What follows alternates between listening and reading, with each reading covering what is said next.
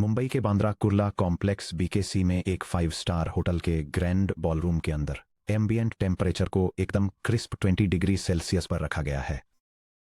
Polished marble floors पर soft blue mood lighting reflect हो रही है और व्हाइट ग्लव्ड वेटर्स चुपचाप टेबल्स के चक्कर लगाते हुए सिंगल ओरिजिन एस्प्रेसो के कप्स टॉप अप कर रहे हैं। स्टेज पर विक्रम मेहता खड़े हैं, जो भारत की एक prominent Indian asset management company के चीफ इन्वेस्टमेंट ऑफिसर हैं। Razor sharp custom tailored navy suit और स्पॉटलाइट्स में चमकते गोल्ड कफलिंग्स पहने विक्रम में एक सीजन्ड परफॉर्मर के एफर्टलेस करिश्मा के साथ स्टेज पर मूव करते हैं। उनके पीछे एक मैसिव एलईडी स्क्रीन पर हाई रिजोल्यूशन स्लाइड्स डिस्प्ले हो रही हैं। मुंबई में उनके महोगनी ऑफिस डेस्क के कोने पर, जो कॉरपोरेट प्रमोशनल वीडियोस में दिखाई देता है, एक prime time financial television anchor के साथ मुस्कुराते हुए विक्रम की फ्रेम की हुई फोटोग्राफ रखी है। विक्रम फंड हाउस की एनुअल नेशनल कॉन्फ्रेंस के लिए इकट्ठा हुए 300 top tier wealth managers, bank distributors और इंडिपेंडेंट फाइनेंशियल एडवाइजर्स की ऑडियंस को एड्रेस कर रहे हैं। एक थिएट्रिकल जेस्चर के साथ विक्रम अपना प्रेजेंटर रिमोट क्लिक करते हैं। उनके पीछे की स्लाइड चेंज होकर एक बोल्ड इल्यूमिनेटेड फिगर रिवील करती है 18.2%। विक्रम अनाउंस करते हैं और उनकी आवाज हाई एंड साउंड सिस्टम में गूंजती है, जहां पिछले 3 इयर्स में ग्लोबल सप्लाई शॉक्स और इंटरेस्ट रेट हाइक्स के दौरान रिटेल इन्वेस्टर्स पैनिक कर रहे थे। वहीं हमारे फ्लैगशिप इक्विटी अपॉर्चुनिटीज फंड ने वोलेटिलिटी को नेविगेट करते हुए हमारे इन्वेस्टर्स को स्टेलर 18.2% एन्युअलाइज्ड रिटर्न दिया है। यही एक्टिव प्रोफेशनल मैनेजमेंट की पावर है। यही वह प्रीमियम वैल्यू है जो हम आपके क्लाइंट्स के लिए अनलॉक करते हैं। पूरा रूम वार्म अपलॉज से गूंज उठता है। वेल्थ मैनेजर्स अप्रूविंगली सिर हिलाते हैं और अपने लेदर बाउंड पैड्स पर नोट्स जॉट डाउन करते हैं। फिर भी इस अपलॉज के पीछे एक क्रिटिकल ओमिशन छिपा है, कॉन्टेक्स्ट का एक ऐसा पीस जिसके बारे में ग्रैंड बॉलरूम में कोई भी बात नहीं करता। उसी एग्जैक्ट 3 ईयर के दौरान broader market index Nifty 50 total return index ने 17.8% का एनुअलाइज्ड रिटर्न जनरेट किया। जब आप उस पॉलिश्ड नैरेटिव को हटाकर देखते हैं तो विक्रम की high price research team multi million रुपए की terminal subscription, corporate site visits और एग्जीक्यूटिव मीटिंग्स ने मिलकर इंडिया की टॉप 50 कंपनियों की पैसिव बास्केट के मुकाबले पर ईयर प्रिसाइजली 0.4% का ही ग्रॉस वैल्यू एडिशन जनरेट किया, जिसे इंडस्ट्री अल्फा कहती है। अब प्रीवियस सेक्शन में समझी गई फीस की अरिथमेटिक को याद कीजिए। विक्रम का फ्लैगशिप फंड ज्यादातर मिडिल क्लास रिटेल इन्वेस्टर्स को रेगुलर प्लान के तौर पर बेचा गया था, जिस पर 1.8% पर एनम का टोटल एक्सपेंस रेशियो लगता था। फंड के 18.2% ग्रॉस रिटर्न में से उस 1.88% फीस को सबट्रैक्ट कर दें तो इन्वेस्टर के अकाउंट में आने वाला एक्चुअल नेट रिटर्न 16.4% ही था। The BKC illusion, decoding the slide. Vikram का क्लेम्ड फंड रिटर्न है 18.2% per year, minus regular plan expense ratio TR minus 1.8% per year. Investor के लिए एक्चुअल नेट रिटर्न है 16.4% per year. Benchmark return passive Nifty 50 index है 17.8% per year. Real result यह है कि expertise के लिए प्रीमियम फीस पे करने के बावजूद इन्वेस्टर ने इंडेक्स को 1.4% पर ईयर से अंडर परफॉर्म किया। इन्वेस्टर को एक स्टार स्टॉक पिकर हायर करने का कोई एडवांटेज नहीं मिला, उल्टा एक सिंपल ऑटोमेटेड मार्केट इंडेक्स से हर साल 1.4% कम परफॉर्म करने के लिए उन्होंने एक हैवी फाइनेंशियल टैक्स पे किया। उस बीकेसी बॉलरूम में किसी ने भी इस बेसिक सबट्रैक्शन की तरफ इशारा करने के लिए हाथ क्यों नहीं उठाया? क्योंकि उस रूम का इकोनॉमिक इंजन पूरी तरह से साइलेंस मेंटेन करने पर टिका है। फंड हाउस को अपने कॉरपोरेट इंफ्रास्ट्रक्चर और मार्केटिंग बजट्स को सपोर्ट करने के लिए हाई फीस चाहिए। ऑडियंस में मौजूद डिस्ट्रीब्यूटर्स को अपने बिजनेस मॉडल्स को फंड करने के लिए ट्रेल कमीशंस चाहिए। जयपुर, लखनऊ या सबर्बन ठाणे में रहने वाली उस बेखबर मिडिल क्लास फैमिली को छोड़कर हर कोई जीत रहा है, जिनकी मंथली सेविंग्स खुद रॉ मार्केट के मुकाबले कम रेट पर साइलेंटली कंपाउंड हो रही हैं। Section break. The cold hard evidence SPIVA score card क्या रिवील करता है? विक्रम मेहता की प्रेजेंटेशन कोई आइसोलेटेड एनोमली नहीं है। यह इंडिया की एक्टिव एसेट मैनेजमेंट इंडस्ट्री की स्टैंडर्ड ऑपरेटिंग प्लेबुक है। दशकों से फंड हाउसेस ने अपने मार्केटिंग कैंपेन इस अट्रैक्टिव आइडिया के इर्द गिर्द बनाए कि इंडियन स्टॉक मार्केट एक वाइल्ड अनप्रेडिक्टेबल फ्रंटियर है। नैरेटिव यह था कि इंडिया एक इनएफिशिएंट इमर्जिंग मार्केट है, आप बस सिंपली एक इंडेक्स नहीं खरीद सकते। जेम्स को जंक से अलग करने के लिए आपको एक ब्रिलियंट हाईली पेड प्रोफेशनल की जरूरत होती है। काफी लंबे समय तक इस क्लेम पर किसी ने सवाल नहीं उठाया क्योंकि इन्वेस्टर्स के पास इंडिपेंडेंट स्टैंडर्डाइज्ड डेटा नहीं था। स्पीवा यानी S&P indices versus active India scorecard के पब्लिश होने के साथ ये सब बदल गया। S&P डाउ जोन्स इंडिसेज द्वारा सेमी एनुअली पब्लिश की जाने वाली स्पीवा रिपोर्ट को ग्लोबल फाइनेंस में ऑब्जेक्टिव परफॉर्मेंस एनालिसिस का गोल्ड स्टैंडर्ड माना जाता है। फंड हाउसेस के मार्केटिंग ब्रोशर्स के उलट, जो अक्सर अपने हिस्टोरिकल ट्रैक रिकॉर्ड से फेल होने वाले फंड्स को हटा देते हैं या इक्विटी फंड्स की तुलना गलत लो परफॉर्मिंग बेंचमार्क से करते हैं, स्पीवा स्कोरकार्ड सर्वाइवरशिप बायस और टोटल ऑपरेशनल कॉस्ट्स को एडजस्ट करने के बाद एक्टिव म्यूचुअल फंड्स को उनके ऑफिशियल बेंचमार्क इंडिसेज के अगेंस्ट मेजर करता है। इंडियन मार्केट के लिए एम्पेरिकल डेटा एक ऐसी सच्चाई सामने लाता है जिसे फंड मैनेजमेंट कंपनीज चाहेंगी कि आप कभी न देखें। स्पाइवा इंडिया स्कोरकार्ड अपने बेंचमार्क को अंडर परफॉर्म करने वाले एक्टिव इक्विटी फंड्स का percentage category breakdown Indian large cap funds के लिए 1 ईयर पीरियड में 55% से 65%, 3 ईयर पीरियड में 60% से 70%, 5 ईयर पीरियड में 65% से 75%। इंडियन ELSS टैक्स फंड्स के लिए 1 ईयर पीरियड में 60% से 70%, 3 ईयर पीरियड में 65% से 75%, 5 ईयर पीरियड में 70% से 80%। Source S&P indices versus active SPIVA India scorecard historical averages. India में एक डिकेड से भी ज्यादा की स्पीवा रिपोर्ट्स के की टेक अवे बेद डेफिनेटिव हैं, समय के साथ मेजॉरिटी फेल हो जाती है।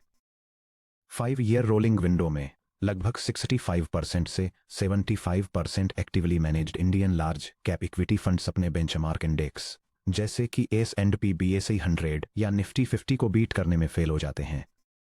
10 ईयर के टाइम फ्रेम में अंडर परफॉर्मेंस रेट रूटीनली 80% की तरफ पहुंच जाता है। परसिस्टेंस का मिथ, जो बहुत कम फंड मैनेजर्स एक 3 ईयर साइकिल में इंडेक्स को बीट करने में कामयाब होते हैं, वे अगली साइकिल में उस सक्सेस को शायद ही कभी दोहरा पाते हैं। 2015 और 2018 के बीच परफॉर्मर्स के टॉप 10% में आने वाला फंड मैनेजर अक्सर 2019 और 2022 के बीच बॉटम 50% में नीचे गिर जाता है। स्टैटिस्टिकली एक्टिव म्यूचुअल फंड्स में पास्ट परफॉर्मेंस का पीछा करना पिछले साल की विनिंग लॉटरी टिकट खरीदने के बराबर है। Active large cap stock picking में out performance repeatable permanent manager brilliance के बजाय ज्यादातर टेम्परेरी स्टाइल साइकिल्स जैसे वैल्यू या मोमेंटम स्टॉक्स की तरफ टेम्परेरी झुकाव से ड्रिवन होती है।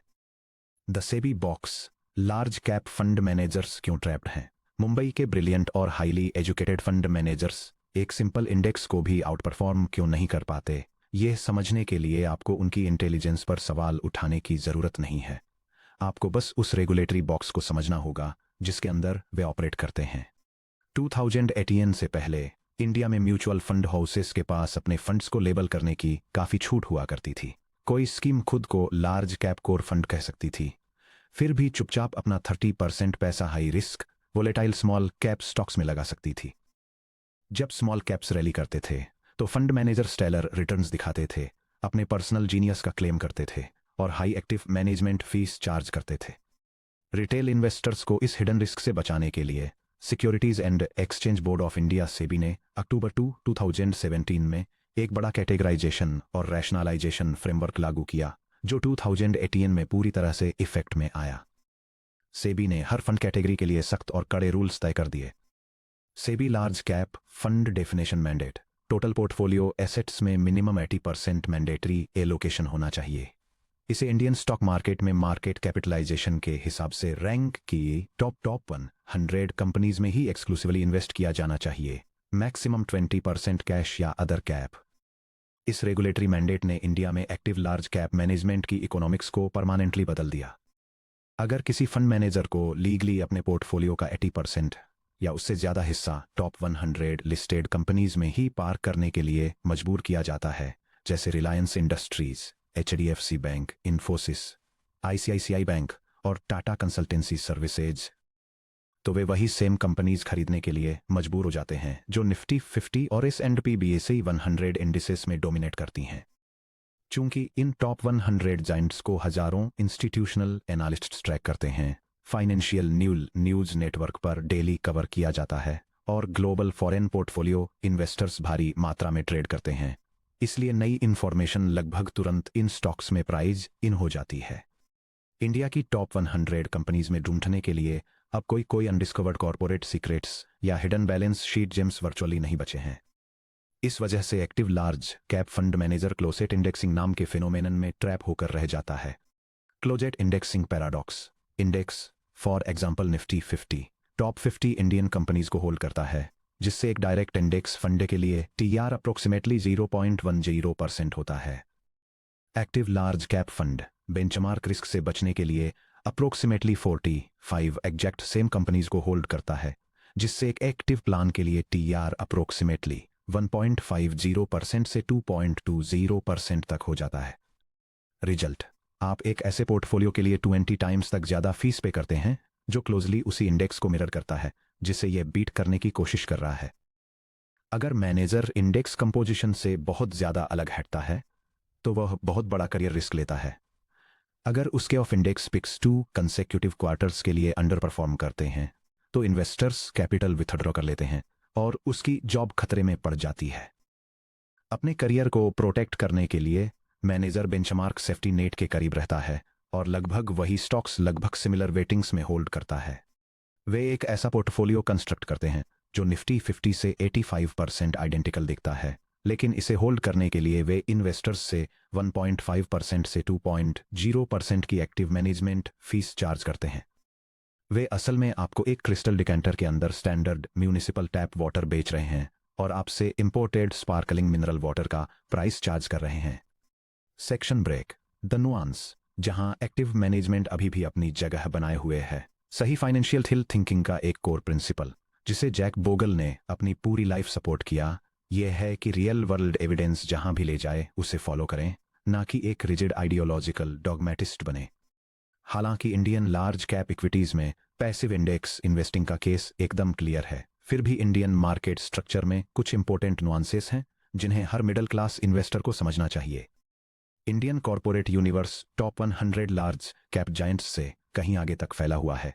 उस टियर के आगे हंड्रेड्स ऑफ मीडियम और स्मॉल एंटरप्राइजेस आते हैं। मिड कैप्स मार्केट कैपिटलाइजेशन के हिसाब से 101st से 250th रैंक वाली कंपनीज। स्मॉल कैप्स 251st और उससे नीचे की रैंक वाली कंपनीज। इंडियन मार्केट के इन मिड कैप और स्मॉल कैप सेगमेंट्स में एक्टिव फंड मैनेजर्स ने लंबे टाइम होराइजन में पैसिव बेंचमार्क्स को आउट परफॉर्म करने की बेहतर एबिलिटी हिस्टोरिकली डिमॉन्स्ट्रेट की है।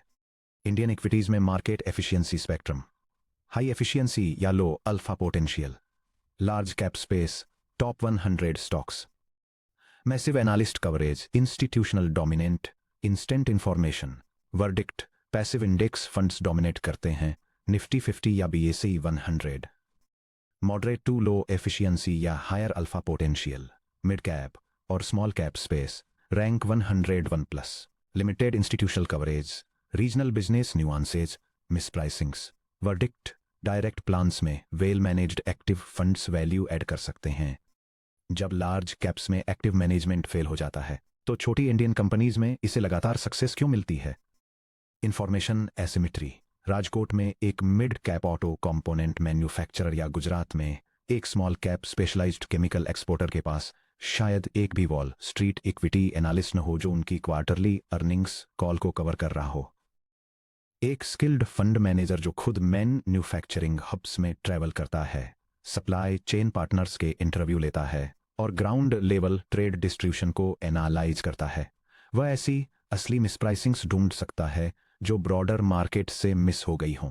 इंडेक्स कंस्ट्रक्शन लिमिटेशंस, इंडिया में मिड कैप और स्मॉल कैप इंडिसेस हिस्टोरिकली ज्यादा चर्न के शिकार होते हैं और कभी कभी सिर्फ automated market cap ranking formulas की वजह से इलिक्विड या फाइनेंशियली फ्रेजाइल कंपनियों को शामिल कर लेते हैं। एक प्रूडेंट एक्टिव फंड मैनेजर एक जरूरी क्वालिटी फिल्टर की तरह काम करता है जो डेट लेडन या गवर्नेंस चैलेंज्ड बिजनेसेस को पोर्टफोलियो में एंटर करने से पहले ही हटा देता है। इसलिए एक इंडियन सेवर के लिए एक इंटेलिजेंट एविडेंस बेस्ड अप्रोच का मतलब हर एक्टिव मैनेजर का आंख बंद करके टोटल रिजेक्शन करना नहीं है। इसके लिए यह समझना जरूरी है कि फीस एडजस्ट करने के बाद एक्टिव मैनेजमेंट के पास कहाँ रियल वैल्यू ऐड करने का स्टैटिस्टिकल चांस है और कहाँ यह आपकी कंपाउंडिंग जर्नी पर बस एक महंगा फालतू का बोझ है। Section break, constructing the core satellite defence framework. 100% active रहें या 100% पैसिव, इस बात पर परेशान होने के बजाय आप इंडियन मार्केट की रियलिटीज के लिए स्पेशली डिजाइन किए गए एक रैशनल आर्किटेक्चर का इस्तेमाल करके अपना पोर्टफोलियो स्ट्रक्चर कर सकते हैं, जिसे द कोर सैटेलाइट फ्रेमवर्क कहते हैं। The core satellite portfolio architecture.